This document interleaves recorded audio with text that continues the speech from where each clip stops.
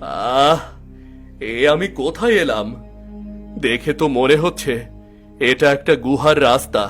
যাই, সামনে এগিয়ে দেখি এখান থেকে বেরোনোর রাস্তা কোথায়।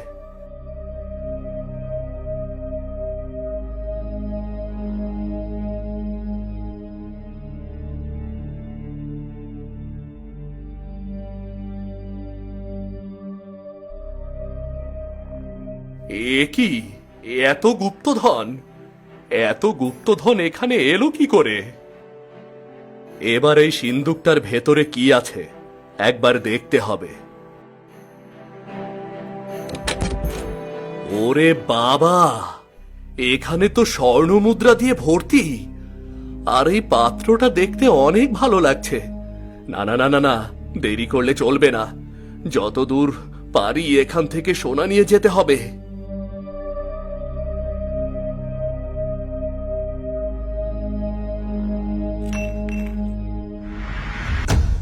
এই বেটা, হ্যাঁ কে তুই? এগুলোকে নিজের বাপ দাদার সম্পত্তি মনে করে নিচ্ছিস? হ্যাঁ, কে কে কে কে- কে আপনি? কে কি? আমি এই গুপ্ত ধনের মালিক। আমি তো ভেবেছিলাম এগুলো সব অনেক পুরনো, এর কোনো মালিক নেই, তাই কিছু নিচ্ছিলাম। বোকা কোথাকার, চারিদিকের আলো দেখেও কি বুঝতে পারিস না এগুলো পুরনো না? হ্যাঁ, আপনি ঠিকই বলেছেন, আমার ভুল হয়েছে। কিন্তু আমি এক অসহায়, আমার কিছুই নেই, থাকার মতো কোনো জায়গাও নেই। এজন্য এত সোনা দেখে অত কিছু ভাবতে পারিনি আমি। সত্যি তুই অসহায়? তোর কিছুই নেই? হ্যাঁ, সত্যি আমি অসহায়, আমার কিছুই নেই। যার কারণে আমি এক রাজ্য থেকে অন্য রাজ্যে কাজ খুঁজে বেড়াই। কাজ পেলে পেটে ভাত জোটে, নয়তো না খেয়ে রাত কাটে আমার। ঠিক আছে, তুই যখন অসহায় সেই জন্য কিছু স্বর্ণ মুদ্রা নিতে পারিস, কিন্তু বেশি নয়। আপনাকে অনেক ধন্যবাদ।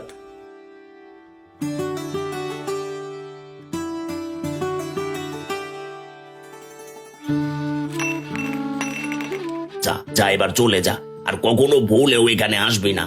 হ্যাঁ হ্যাঁ হ্যাঁ, আর আসবো না।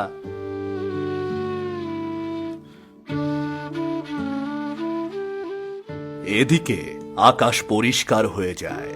তখন অজয় সেই গুপ্ত গুহার মধ্যে থেকে বেরিয়ে পড়ে। ধীরে ধীরে সন্ধ্যা নামে, চারিদিক অন্ধকার হয়ে যায়। আস্তে আস্তে অজয় এক খাবারের দোকানে এসে পৌঁছায়, কিন্তু দোকানটা ততক্ষণে বন্ধ হয়ে গেছে। এটা তো দেখে মনে হচ্ছে কোনো সরাইখানা, কিন্তু এখন তো সম্পূর্ণ বন্ধ। আজকে রাতে আমাকে এখানেই কাটাতে হবে। অজয় রাতে সেখানেই থাকার সিদ্ধান্ত নেয়। এরপর অজয় সেখানেই ঘুমিয়ে পড়ে। সকাল হলে অজয় দেখতে পায় কিছু ছোট ছেলে মেয়ে তার ব্যাগ থেকে স্বর্ণমুদ্রাগুলো নিয়ে পালাচ্ছে। অজয় তখন তাদের পিছু করতে থাকে। হঠাৎ বাচ্চাগুলোর সামনে সেই সরাইখানার মালিক দাঁড়ায়। আরে এই তোরা কি নিয়ে পালাচ্ছিস? দেখুন না, এরা আমার অর্থ নিয়ে পালিয়ে যাচ্ছে। এই তোরা তাড়াতাড়ি এনার অর্থ ফিরিয়ে দে বলছি।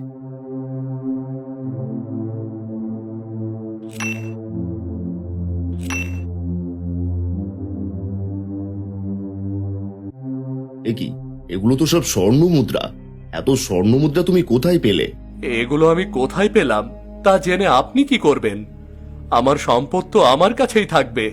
হ্যাঁ হ্যাঁ, তুমি ঠিকই বলেছ। তোমার অর্থের ব্যাপারে আমার জেনেই বা কি লাভ।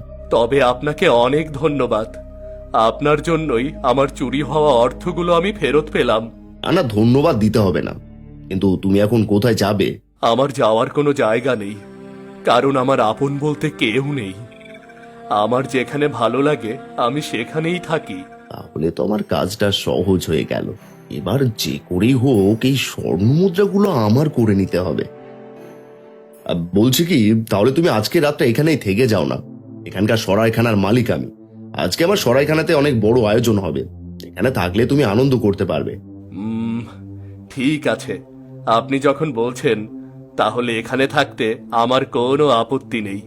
কিন্তু আমার কিছু ভালো পোশাক প্রয়োজন। এখানে দর্জির ঘরটা কোথায় আমাকে একটু বলবেন কি? হ্যাঁ হ্যাঁ, কেন বলবো না, তুমি আমার অতিথি। এই সামান্য সামনে গেলেই পেয়ে যাবে। এই ছোট, তুই যা, এনাকে দর্জির কাছে নিয়ে যা। ঠিক আছে, চলুন।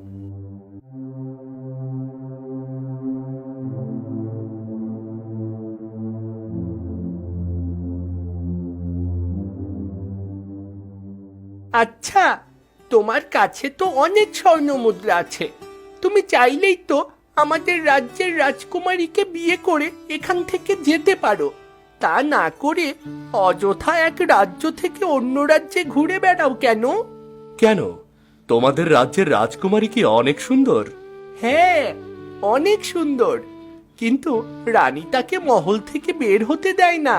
কেউ কেউ বলে মহারানী রাজকুমারীর সৎমা বলে এমন করে রেখেছে। বলো কি, তাহলে তো তোমাদের রাজকুমারীকে দেখতেই হবে। তুমি এমনি এমনি রাজকুমারীকে দেখতে পারবে না। রাজকুমারীকে দেখতে হলে তোমাকে রাজকুমার সেজে তারপর মহলে যেতে হবে। তাহলে আমি রাজকুমারের পোশাক কোথায় পাবো? চিন্তা করো না, আমরা যে দর্জির কাছে যাচ্ছি তার কাছে রাজকুমারের অনেক পোশাক আছে। বেশ, তাহলে তো কোনো চিন্তাই রইল না। এবার আমি তোমাদের রাজকুমারীকে দেখেই ছাড়ব। অজয় দর্জির দোকানে গিয়ে রাজকুমারের পোশাক কিনে নেয়। এরপর অজয় সরাইখানাতে ফিরে আসে। এর মধ্যেই সন্ধ্যা নেমে আসে। সন্ধ্যা নামলে সরাইখানাতে জমজমাট খাবারের আয়োজন করা হয়। সেখানে অজয় রাজকুমারের পোশাক পরিধান করে সবার সামনে উপস্থিত হয়। শুনুন সবাই, আজকের এই অনুষ্ঠানে আপনারা সবাই আমার অতিথি। আজকের এই অনুষ্ঠানের সকল খরচ আমি বহন করব। আপনারা কেউ লজ্জা পাবেন না, যার যেমন ইচ্ছা তেমনই খাবেন আপনারা। অজয়ের কথায় সেখানকার সবাই পেট পুরে খাওয়া শুরু করে। অনুষ্ঠান শেষ করে সবাই সরাইখানা থেকে চলে যায়।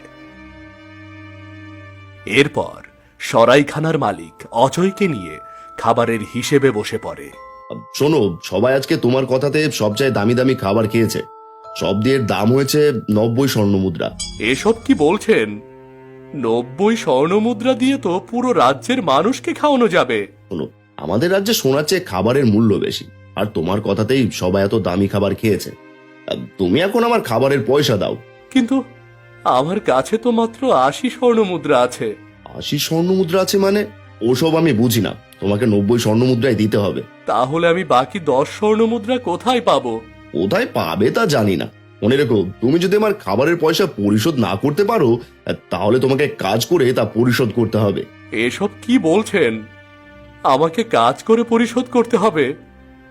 আমার মনে হচ্ছে আপনি ইচ্ছা করে এগুলো করছেন। আমার সব অর্থ লুটে নেওয়ার জন্য এই সম্পূর্ণ পরিকল্পনা আপনার। হ্যাঁ, যদি মনে করো তাই, কিন্তু আমার পয়সা ফেরত না দিয়ে কোথাও যেতে পারবে না, এই বলে দিলাম। যাও, এখন গিয়ে ঘুমিয়ে পড়ো। সকাল হলে হয় পয়সা দেবে, নয়তো কাজে লেগে পড়বে।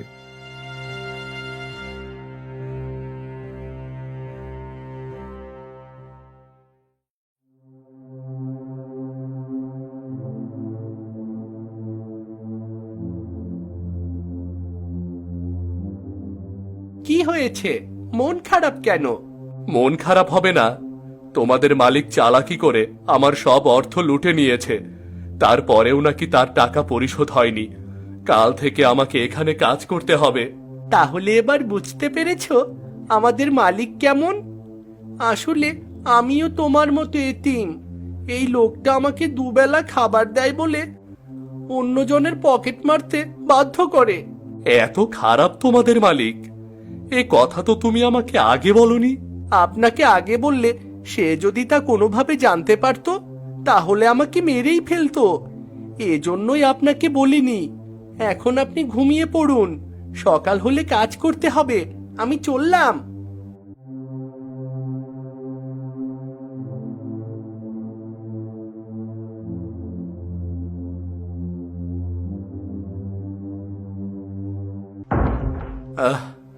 এখন কি করি? আমি এই সরাইখানাতে কি করে কাজ করব?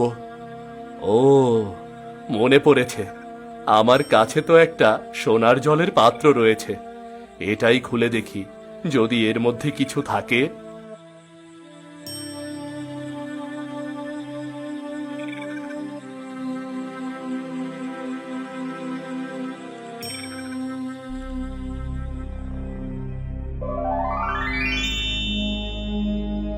এ কি, আপনি এখানে কেন? আমি তো ওই সোনার পাত্রের মধ্যেই থাকি। আর তুমি যে ওর ঢাকনাটা খুললেই আমি অমনি বেরিয়ে এলাম। কিন্তু আমি তো আপনাকে ওই গুপ্তধনের গুহার মধ্যে দেখেছিলাম। হ্যাঁ, আমি ওখানেই থাকি, আবার এই পাত্রের মধ্যেও থাকি। তবে যার কাছে এই পাত্র থাকে শুধু তার কথাই শুনি। সেদিন তুমি কখন ওই পাত্রটা তোমার কাছে তুলে নিয়েছিলে তা আমি বুঝতে পারিনি। কিন্তু আপনি এই পাত্রের মধ্যে কেন থাকেন? শুনতে চাও? তাহলে শোনো। আমি খুব স্বর্ণপ্রিয় মানুষ ছিলাম। স্বর্ণ সংরক্ষণ করা আমার নেশা ছিল। আমার ব্যবহারের সবকিছু আমি স্বর্ণ দিয়ে তৈরি করেছিলাম। একদিন এক বৃদ্ধ আমার কাছ থেকে জল চেয়েছিল, কিন্তু এই সোনার পাত্রে জল ছিল বলে আমি তাকে তা দিইনি। সেই দিন সেই বৃদ্ধ আমাকে অভিশাপ করেছিল, আমার জমানোর স্বর্ণ আমি কখনোই ব্যবহার করতে পারবো না। যার কাছে এই পাত্র থাকবে সেই আমার সব জমানো স্বর্ণ ব্যবহার করবে, আর আমি তার কথাই শুনবো। আর সেই থেকে আমি এই পাত্রে বন্দী হয়ে আছি। এবার বলো, তোমার কি চাই? তুমি কি আমার সব স্বর্ণ চাও?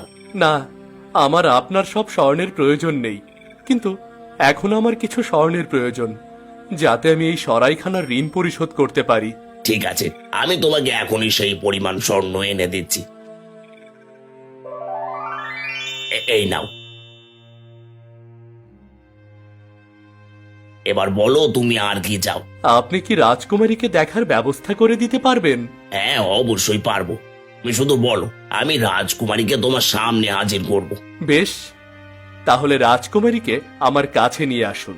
আমি রাজকুমারীকে দেখতে চাই।